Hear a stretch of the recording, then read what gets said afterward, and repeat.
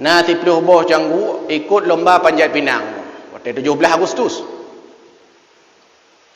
Sehingga nonton tu le cangguk-cangguk lain. Cangguk-cangguk lain nonton.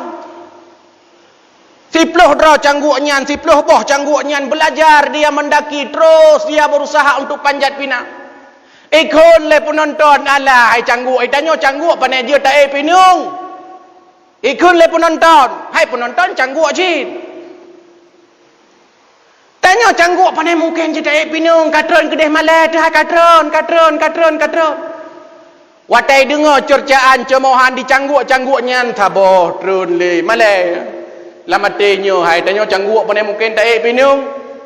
Itron taboh cangguk itron cangguk ikut le urung hai cangguk katron kedeh malai tu. Itron laju-laju rupanya mandum cangguk habis itron kecuali sabah cangguk. Di cangguknya nak naik permen tepu jino permen tepai langsung je waduh sampai mendapat puncak merempak sabun daya wadayan. Merempak rinso, merempak itangan, merempak peng sabah miliar punya bahasa tanya. Ju senang taklah cangguknya. Icok bandera jihapid.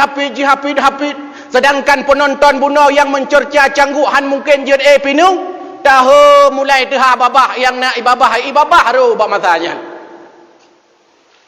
Rupanya li icok hadiah mandum jitron lah cangguknya. Ijaklah wartawan cangguk.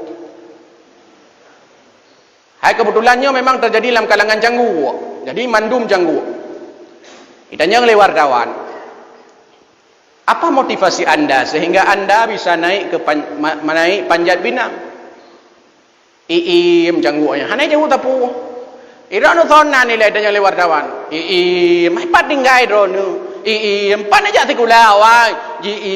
Cangguknya. Rupanya lihicek cangguknya kleur. Rupanya setelah dicek kodok tersebut tuli.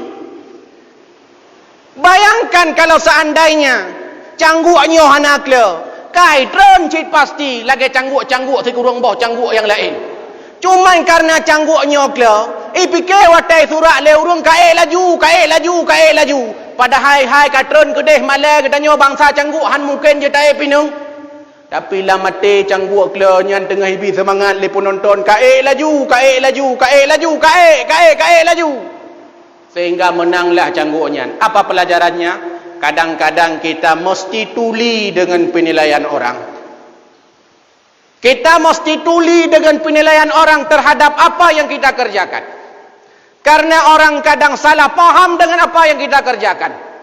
Kadang kita ingin menjadi hakim bagi orang lain, tapi tak mau jadi hakim untuk diri kita sendiri.